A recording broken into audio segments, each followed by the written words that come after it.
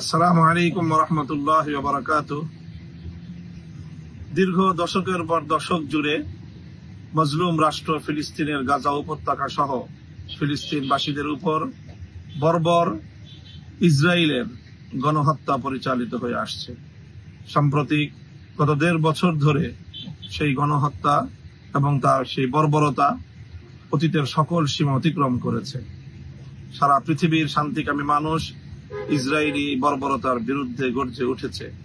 বাংলাদেশ থেকে আমরা দলমত নির্বিশেষে সকলে একযোগে ইসরায়েলের এই বর্বরতার বিরুদ্ধে গাজাবাসীর এবং ফিলিস্তিনের মুক্তির লক্ষ্যে আমরা একটি জোরালো আওয়াজ তুলতে চাই।